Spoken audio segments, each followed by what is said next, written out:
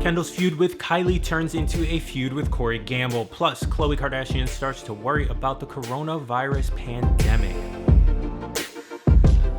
Hey guys, it's Devante for Hollywood Life with your weekly dash cap. But before we begin, make sure you hit that sub, like, and bell button for all the latest on your favorite celebs. Let's start this recap with Khloe, Kim, and Kourtney because the trio met up and discussed the Kylie and Kendall fight from the previous episode. Kim in particular could see that the model was shaken up by the whole ordeal and reminds everyone about Kendall's anxiety. Khloe, on the other hand, makes it clear she's not siding with any one of them, but they can't be fighting each other in the way they did. Still, she wants to make Kendall feel supported and later on speaks with the model about the situation. Kylie visits Kris to talk about the incident and strongly feels she's in the right and Kendall was in the wrong. But regardless, she still wants to meet up with her sister and square things out.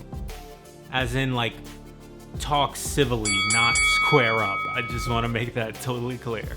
Funny enough, it almost seemed like Kendall and Corey were about to square up. Corey, who was in the middle of Kylie and Kendall's fight, tried to extend an olive branch in the form of exclusive tickets to a Laker game, which is hilarious to me because she's usually courtside anyway, because, you know, one of her boyfriends are usually the players and not me.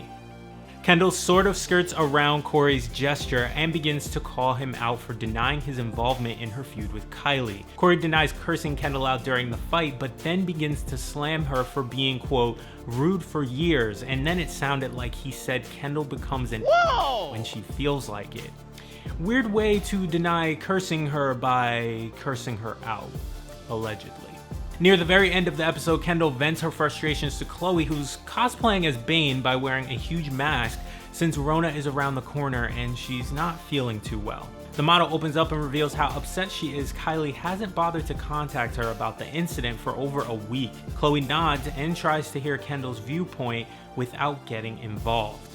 But she could also just be dozing off because Kendall's whining was like exhausting her or something. At the very end, there wasn't much of a resolution to anything, but the teaser for next week seems promising as we're starting to see the family quarantine and follow LA's lockdown orders. And the show's preview seems to suggest that Khloe and Kris may have been infected. But until that episode, make sure you hit that sub, like, and bell button and stick with us for all the latest. Have a good weekend.